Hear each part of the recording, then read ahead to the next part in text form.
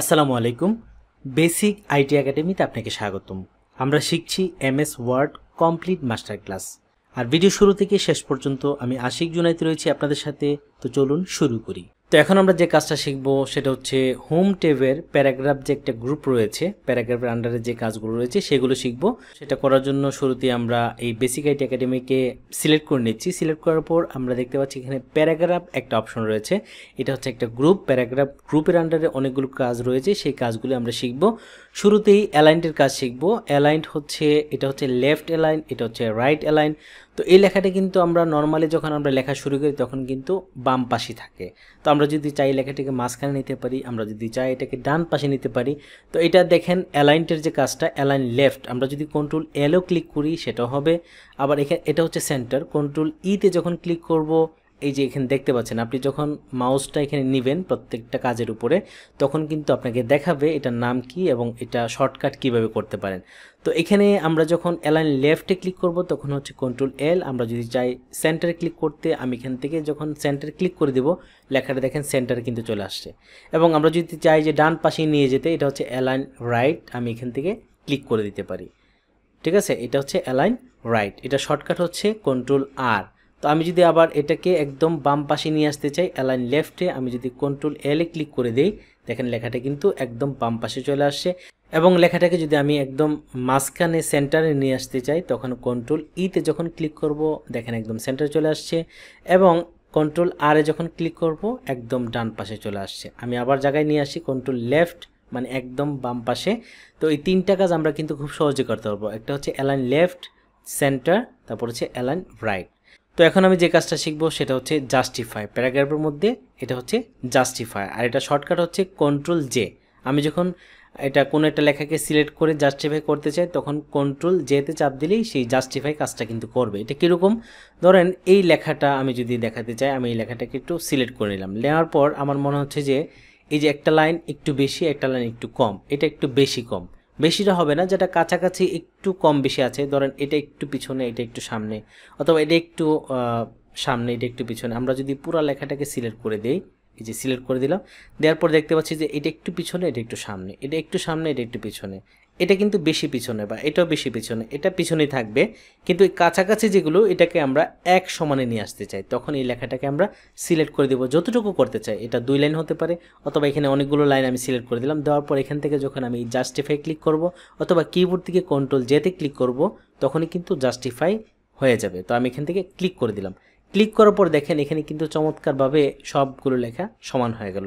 যেটা অনেক পিছনে সেটা পিছনে আছে, এটাও পিছনে আছে, এটাও পিছনে আছে, কিন্তু এখান থেকে সবগুলো লেখা কিন্তু সমান হয়ে গেল। একটু কম বেশি যেগুলো ছিল এখন কিন্তু সেটা নাই, সমান হয়ে গেল। আমি যদি আবার পিছনে চলে যাই কন্ট্রোল জেডে চাপ দিই দেখেন লেখাটা কিন্তু আবার আগের জায়গায় চলে আসলো, একটু কম একটু বেশি। আমি যদি এখন আবার সিলেক্ট করে কন্ট্রোল জে সেটাও করতে পারি, আমি এখান থেকে কন্ট্রোল জেতে চাপ দিয়ে দিই দেখেন জাস্টিফাই কিন্তু এখানে অ্যাপ্লাই হয়ে গেল, প্রত্যেকটা লাইন কিন্তু সমান হয়ে গেল। এটা হচ্ছে কন্ট্রোল জে অথবা জাস্টিফাই, চমৎকার একটা কাজ। তো এখন আমরা যে কাজটা শিখব সেটা হচ্ছে লাইন স্পেসিং। এই যে দেখতে পাচ্ছেন এই লাইনটা এবং এই লাইনটা, এই দুইটা লাইনের মাঝখানে যতটুকু ফাঁকা আছে এটাকে বলা হয় লাইন স্পেসিং। মানে দুইটা লাইনের মধ্যে ফাঁকা কতটুকু, সেটা আমরা কতটুকু বেশি করতে চাই অথবা কম করতে চাই সেটাই আমরা করতে পারবো এই লাইন স্পেসিং দিয়ে। ঠিক আছে, তো আমরা এই 3টা লাইনকে সিলেক্ট করে দিলাম, অথবা আরও বেশিও সিলেক্ট করতে পারি। তো এই 3টা লাইন সিলেক্ট করার পর আমরা চলে যাচ্ছি লাইন অ্যান্ড প্যারাগ্রাফ স্পেসিং যে অপশনটা রয়েছে সেখানে যাওয়ার পর আমি যখন এই যে এরোচনীতে ক্লিক করে দেবো দেখেন এখানে অনেকগুলো অপশন রয়েছে। এটা কিন্তু এখন 1.5-এ দেওয়া আছে। আমি যদি চাই যে আরেকটু কম করতে তখন 1.0-তে ক্লিক করে দেবো। দেখেন লেখাটা কিন্তু একটু মানে চেপে গেল, মানে কাছাকাছি চলে আসে, স্পেসিংটা আর একটু কমে গেল। আমি যদি 1.15 দিই তখন একটু বড় হয়ে গেল, আমি যদি 1.5 দিই আরেকটু বড় হয়ে গেল, 2.0 দিই দেখেন লাইন স্পেসিংটা কত বড় হয়ে গেল, এবং 2.5 এবং 3 যখন দেব দেখেন দুইটার মাঝে কতগুলো ফাঁকা হয়ে গেল, স্পেসিংটা কত বড় হয়ে গেল। আর যদি আমি এই স্পেসিংটাকে আরও ছোটো করতে চাই তখন আবার লেখাটাকে সিলেক্ট করে দেব। সিলেক্ট করার পর এখান থেকে আমরা 1.15-এ ক্লিক করে দেবো। এটা হচ্ছে স্ট্যান্ডার্ড একটা মাপ, এইভাবেই হচ্ছে লেখার সবচেয়ে সুন্দর হয়। আপনি চাইলে এটাকে কম বেশি করতে পারেন, আপনার ইচ্ছে অনুযায়ী আরও কমাতে পারেন। এটা যতটুকু আছে আপনি যদি চান এখান থেকে আমি আরও কমাবো সেটাও করতে পারেন। তো তো এতক্ষণ তো আমরা দেখলাম যে একটা লাইন থেকে আরেকটা লাইনের যে স্পেসিং কতটুকু গ্যাপ রাখতে চাই সেটা আমরা দেখলাম। এখন যদি চাই যে একটা প্যারা থেকে আরেকটা প্যারার দূরত্ব, যে এই প্যারাটার এখানে এতটুকু ফাঁকা আছে, আমরা চাই যে আরেকটু বেশি করতে বা আরেকটু কমাতে, এই প্যারা থেকে এই প্যারার দূরত্ব এতটুকু দেওয়া আছে, আমরা যদি এই স্পেসিংটা কম বেশি করতে চাই তখন আমরা কিভাবে করব? তো শুরুতে এই লেখাগুলোকে আমরা সিলেক্ট করে দেব। আমি 3টা প্যারাকে সিলেক্ট করে দিলাম। দেওয়ার পর আমি যখন এই যে লাইন অ্যান্ড প্যারাগ্রাফ স্পেসিংয়ে যাব তখন আমি এখান থেকে এরোচনিতে ক্লিক করে দেবো। দেওয়ার পর দেখেন লাইন স্পেসিং অপশন, ঠিক আছে, আমি এখানে চলে গেলাম। যাওয়ার পর এখান থেকে আমি এই যে দেখতে পাচ্ছেন স্পেসিং একটা অপশন রয়েছে আফটার, এখানে 8 পিটি দেওয়া আছে। আমি যদি এটাকে 0 করে দেই, ওকে দিয়ে দিলাম, দেখেন এই যে প্যারাগ্রাফের মধ্যে কিন্তু এখন কোনো গ্যাপই নাই, একদম কাছাকাছি চলে আসছে। এবং এটাকে যদি আমি আবার বেশি করতে চাই তখন আমি এখানে এরোজনিতে চলে যাব। যাওয়ার পর এই যে লাইন স্পেসিংয়ে চলে যাব। যাওয়ার পর এটা 0 দেওয়া আছে আফটারে, স্পেসিং আফটার 0 দেওয়া আছে। আমি এটাকে যদি 12 দিয়ে দিই, আমি ওকে দিয়ে দিলাম, দেখেন এখানে কিন্তু মোটামুটি 12 পিটি একটা মাপে দূরত্ব হয়ে গেল। আমি চাইলে এটাকে আরও বড় করতে পারি, মানে প্যারাগ্রাফ টু প্যারাগ্রাফ, একটা প্যারাগ্রাফ থেকে আরেকটা প্যারাগ্রাফের কতটুকু দূরত্ব হবে। আমি এখান থেকে লাইন স্পেসিংয়ে চলে গেলাম। যাওয়ার পর এখান থেকে 12 দেওয়া আছে, আমি এটাকে 18 করে দিতে পারি। আমি দিয়ে ওকে দিয়ে দিই, দেখেন এটা কিন্তু আরও বড় হয়ে গেল, মানে এই প্যারা থেকে এই প্যারার দূরত্ব হচ্ছে 18 পিটি। এটাকে যখন আমরা নর্মালে নিয়ে আসবো সেটা হচ্ছে 6 দিতে পারি অথবা 8 দিতে পারি, আপনার ইচ্ছা। আমি এইখান থেকে আমি এটাকে 6 দিয়ে দিলাম, দিয়ে এটা হচ্ছে নর্মাল একটা মানে স্পেসিং, এটাই হচ্ছে স্ট্যান্ডার্ড স্পেসিং, এটা আপনি রাখতে পারেন। কিন্তু আপনি চাইলে এটাকে কম বেশি করতে পারেন। আমি আসলে বিস্তারিত দেখাচ্ছি যাতে আপনি কাজগুলো জানতে পারেন। ভিডিও কিন্তু অনেক লম্বা হয়ে যাচ্ছে, হোক লম্বা, যারা শেখার তারা অবশ্যই শিখবেন বা বিস্তারিত দেখবেন। আমি চাচ্ছি যে A to Z দেখাতে। আমি যদি শর্টকাট করে একটু দেখাই আপনি কিন্তু বিস্তারিত জানতে পারবেন না। যেহেতু এটা মাস্টার ক্লাস, তো এখানে কিন্তু বিস্তারিত থাকবে এবং ভিডিও লম্বা হবে, তারপরে আপনাকে দেখতে হবে। যদি আপনি শিখতে চান বা MS ওয়ার্ডের বস হতে চান তাহলে কিন্তু আপনাকে বিস্তারিতই জানতে হবে। তো এখন আমরা যে কাজটা শিখবো সেটা হচ্ছে প্যারাগ্রাফের শেডিং। এটা হচ্ছে শেডিং। আমরা যদি কোনো একটা লাইন, কোনো একটা প্যারাগ্রাফ পুরোটার মধ্যে অথবা কয়েকটা লাইনের মধ্যে প্যারাগ্রাফের যে শেডিং সেটা কিন্তু দিতে পারি। তা আমি চাইলে এখান থেকে যতটুকু দিতে চাই ততটুকু সিলেক্ট করে দেব। তো আমি চাইলে এই পুরো লেখাটাকেও সিলেক্ট করে দিতে পারি, আবার কয়েকটা লাইনে সিলেক্ট করতে পারি। সিলেক্ট করার পর আমি এরোজনিতে চলে যাব। যাওয়ার পর এখানে দেখেন অনেকগুলো কালার দেওয়া আছে। আপনি চাইলে যে কালারটা শেডিং দিতে চান সেই কালারটা এখান থেকে সেট করে দেবেন, তাহলে কিন্তু শেডিংটা হয়ে যাবে। তো এটি কিন্তু টেক্সট হাইলাইট কালার মতো। আমি এখানে কিন্তু টেক্সট হাইলাইট কালার আপনাদের সাথে শেয়ার করেছি, যে টেক্সট হাইলাইট কালার যেরকম নিচে দিয়ে কালার করেছে ঠিক এখানেও শেডিংটা সেমভাবে। তো আমি এখানে একটু ভিন্নভাবে দেখাচ্ছি। আমি ধরেন মাঝখান থেকে একটা প্যারাকে সিলেক্ট করে দিলাম, দেওয়ার পর এখান থেকে এই শেডিংটা দিয়ে দিচ্ছি। আমি এখান থেকে এই কালারটা দিয়ে দিলাম, দেখেন তখন কিন্তু এই লেখার গুরুত্বটা একটু বেশি মনে হচ্ছে। বা একটা কালার দিয়ে দিলাম। আমি চাইলে এখান থেকে আবার এই লাইনটাকেও কালার দিতে পারি। আমি এটাকে সিলেক্ট করে এখান থেকে আরেকটা কালার শেডিং দিয়ে দিচ্ছি, ঠিক আছে, এটাকে আবার একটা শেডিং দিয়ে দিলাম। এটা হচ্ছে শেডিং। এবং এখান থেকে যদি শেডিং না দিতে চাই তখন সিলেক্ট করে নো কালার দিয়ে দিলে কিন্তু শেডিংটা চলে যাবে। এবং মোর কালার যদি চাই এখান থেকে কিন্তু আরও কালার নিতে পারি, যে কালারগুলো আমার পছন্দ হয়। যে এখানে কালারগুলো পছন্দ হচ্ছে না, মোর কালার থেকে কিন্তু আপনি অনেক কালার পাবেন, সেখান থেকে পছন্দ করে কালার নিতে পারবেন। এবং এরপরে যে কাজটা শিখবো সেটা হচ্ছে এখানে দেখতে পাচ্ছেন শেডিংয়ের পরে বর্ডার নামে একটা অপশন রয়েছে। আমি যদি লেখার মাঝে বর্ডার দিতে চাই, মানে পুরো প্যারাগ্রাফটাকে বর্ডার দিতে পারবো, আবার একটা লাইনকে সিলেক্ট করে কিন্তু বর্ডার দিতে পারবো। ধরেন আমি পুরো লেখাটাকে এভাবে সিলেক্ট করে দিলাম, দেওয়ার পর আমি এখানে চলে গেলাম বর্ডারে। এই যে এখানে এরোজনিতে যখন ক্লিক করব অনেকগুলো বর্ডার দেওয়ার অপশন চলে আসবে। আপনি চাইলে উপরে বর্ডার দিতে পারবেন, নিচে বর্ডার দিতে পারেন, ডানে বামে দিতে পারেন। তো আমি যদি এখান থেকে অল বর্ডার দিয়ে দিই পুরো লেখাটা কিন্তু বর্ডার হয়ে যাবে। দেখতে পাচ্ছেন এখন কিন্তু পুরো লেখাটার মধ্যে একটা বর্ডার চলে আসছে। তো আমি যদি এই বর্ডার বাদ দিতে চাই আমি এখানে এরোজনিতে ক্লিক করে দেবো এবং অবশ্যই এটাকে সিলেক্ট করে নিতে হবে। যতটুকু বর্ডার দেওয়া আছে ততটুকু সিলেক্ট করার পর এখান থেকে যখন আমি নো বর্ডারে ক্লিক করে দেবো তখন কিন্তু আর কোনো বর্ডার থাকবে না। এবং আমি যদি চাই যে এই যে শেডিং করা যে লেখাটা, আমি যতটুকু লেখা এখানে শেডিং করেছি আমি এইটার মধ্যে শুধু বর্ডার দিতে চাই, আপনি চাইলে পুরো পেজেও দিতে পারেন। এখান থেকে আমি বর্ডার চলে গেলাম। যাওয়ার পর আমি চাচ্ছি যে বটম বর্ডার, মানে একদম নিচে শুধু, দেখেন এখন কিন্তু নিচে, এবং এটা হচ্ছে টপ বর্ডার, উপরের বর্ডার, লেফট বর্ডার শুধু বাম পাশে, রাইট বর্ডার শুধু ডান পাশে। এবং এখান থেকে যদি চাই যে আমি পুরাই বর্ডার করে দিতে অল বর্ডার, এখন দেখেন এই লেখাটাকেই শুধু বর্ডার করা আছে। আবার আমি যদি চাই এই লেখাটা সিলেক্ট করে এবং এখান থেকে যে শেডিং দিয়েছি সেই লেখাটার উপরে বর্ডার দিতে চাই, আমি এখান থেকে অল বর্ডার দিয়ে দিলাম। দেখেন এই দুইটা লেখা কিন্তু শেডিংও দেওয়া হয়েছে এবং বর্ডারে দেওয়া হয়েছে, তাহলে কিন্তু লেখাটা একটু স্পেশাল হয়ে গেল এবং লেখাটার মানটা একটু সুন্দর দেখাচ্ছে এবং কেউ বুঝবে যে এটার একটা গুরুত্ব রয়েছে। ঠিক আছে, সেটা আপনি শেডিং দিয়ে এবং বর্ডার দিয়ে কিন্তু সুন্দর করতে পারেন। আর যদি চান যে পুরো লেখাটি বর্ডার দিতে, আপনি এখান থেকে সিলেক্ট করে দিবেন।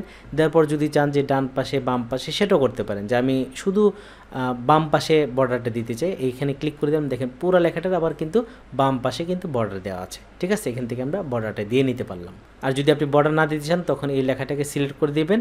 সিলেক্ট করার পর এখান থেকে আপনি এই যে বর্ডারে যাবেন, যাওয়ার পর এখান থেকে নো বর্ডার যখন দেবেন, তখন কিন্তু কোনো বর্ডার আর থাকবে না। আমি এখান থেকে নো বর্ডারে ক্লিক করে দিলাম, সব বর্ডার কিন্তু এখান থেকে চলে গেল।